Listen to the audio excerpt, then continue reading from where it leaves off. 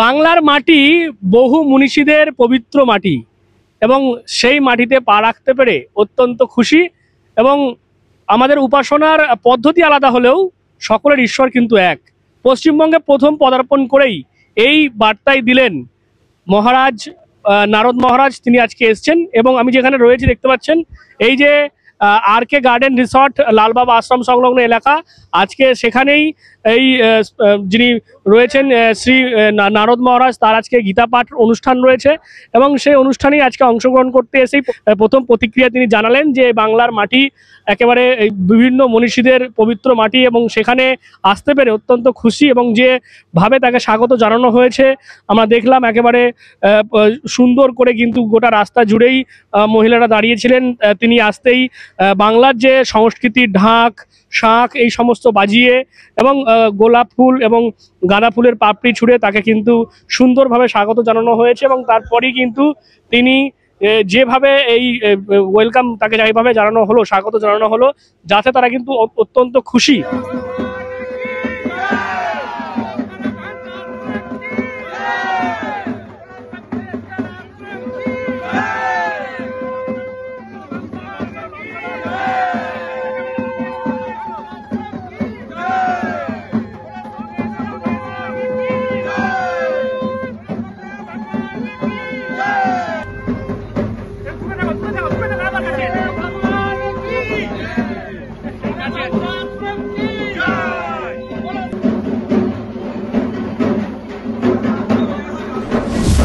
लोग था कैसे लगे?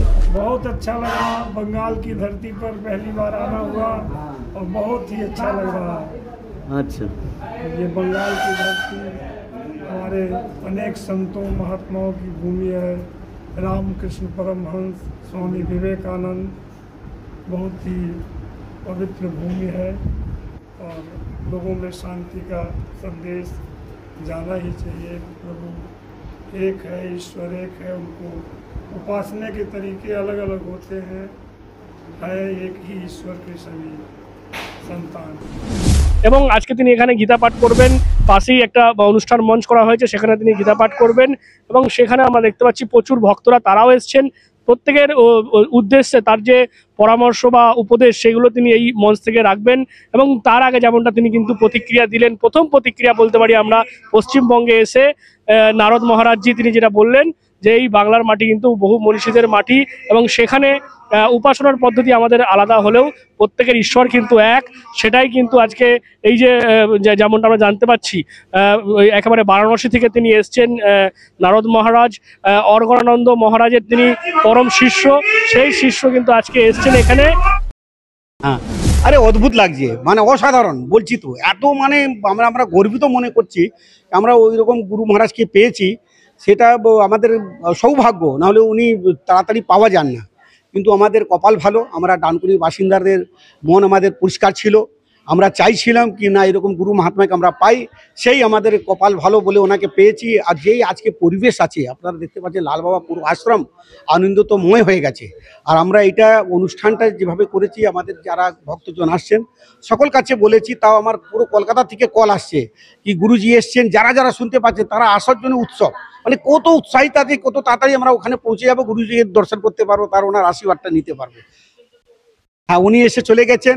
আমাদের সুবিধাও অনেক ছটফট করছেন কি যদি তাড়াতাড়ি পান তাহলে চলে আসবেন। 3বার কথা হয়েছে, উনিও বলেছেন চেষ্টা করছি যেতে। আমাদের মামা হচ্ছে অর্জুন সিং, উনি বলেছে কি খুব প্রেসারে আছে কিন্তু না দর্শন করলে থাকতে পারছি না, সেটা উনিও চেষ্টা করছেন আসার জন্যে। তো সেটা চলছে, আমরা এটাই জানি কি আমরা সৌভাগ্য, আমরা অনেক খুশি।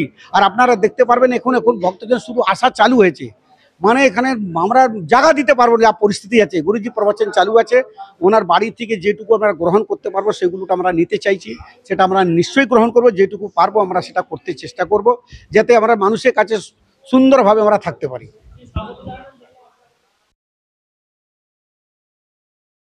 এইটা আমি বলে দিয়েছিলাম কি আমাদের ইচ্ছা কি আমরা বাঙালির সংস্কৃতি, আমাদের বাঙালি কালচারটাকে গুরুজির সামনে রাখবো। উনি তো অনেক জায়গা যান, কিন্তু আমাদের বাঙালি কালচারটা কীরকম সেটাও আমরা চেষ্টা করছিলাম ওনাকে সেরকম একটু দেখাতে। তাই উনি খুব খুশি হয়ে বললেন কি আমার অদ্ভুত লাগলো, অসাধারণ লাগলো কি এইরকম সুন্দর পরিবেশ তৈরি করার, এত সুন্দর ওয়েলকাম যে আমাদের এখানে করা হলো বাঙালি কালচার দিয়ে, বাঙালি সংস্কৃতি দিয়ে। উনি খুব খুশি, সেটা নিয়ে আমরাও খুব খুশি আছি। দেখুন, আমাদের পরম সৌভাগ্য যে আপনারা প্রত্যেকেই জানেন আরগারা নন্দ মহারাজজির পরম শিষ্য মাননীয় নারদজি মহারাজকে আমরা সামনে পেয়েছি। আজকে আমরা গর্বিত, ওনার সংস্পর্শে আমরা আসতে পেরেছি। বিশেষ কিছু বলা নেই, আর বক্তব্য রাখারও জায়গা নয় এটা। আমরা প্রত্যেকে ডানকুনিবাসী প্রত্যেকে ভিড় করেছি, যাদেরকে আমরা জানাতে পারিনি তারাও এসছেন, আমরা খুব আনন্দিত। এবং আমাদের দিলীপদা রয়েছেন মেন উদ্যোক্তা, দিলীপদার উদ্যোগেই উনি এসছেন এখানে। আমরা খুব খুশি, প্রত্যেকে এখানে আমাদের যারা জানাতে পারেন তারাও এসছেন। আমরা প্রত্যেকে গর্বিত যে ওনার সংস্পর্শ আমরা পেয়েছি। গীতা পাঠের মধ্য দিয়ে তিনি নানান উপদেশ এবং প্রবচন দিলেন, যেটা ভক্তরা শুনলেন। এবং তার যেমনটা বলছিলাম, প্রথম প্রতিক্রিয়াই হচ্ছে কিন্তু বাংলার মাটিতে আসতে পেরে তিনি অত্যন্ত গর্বিত এবং তিনি খুব সুন্দর এবং সুচিষ্ট। এখানে একটু কথা বলবো, কি বলবেন আজকে মহারাজের সঙ্গে আপনি দেখা করলেন, পশ্চিমবঙ্গে প্রথম তিনি এসেছেন। না, এটা আমরা ভাগ্যবান, বঙ্গবাসী হিসাবে আমরা ভাগ্যবান। এবং আরও বেশি যারা সনাতনী সংস্কৃতি নিয়ে চর্চা করেন সেই ধরনের ব্যক্তিরা যত বেশি বাংলায় আসবেন তত বাংলার মঙ্গল হবে। Thank you.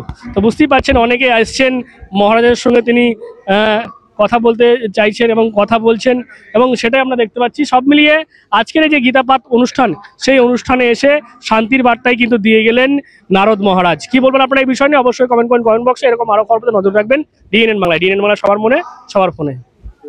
GB Global School, situated in Dankuni at Kolachhora. এখানে অত্যাধুনিক প্রযুক্তিতে স্মার্ট বোর্ডের মাধ্যমে বাচ্চাদের নতুন যুগের শিক্ষায় উদ্বুদ্ধ করা হয়। We also have an enriching library and well-equipped computer lab. মনোগ্রাহী গল্পের ঝুড়ি তাদের নিয়ে যায় এক কল্পনার রাজ্যে। Our indoor playroom helps students develop their motor skills. নাচের ছন্দে খুদেরা মাতোয়ারা। In the lush green playground, students are fun and make new friends. আর এভাবেই বেজে যায় ছুটির ঘন্টা।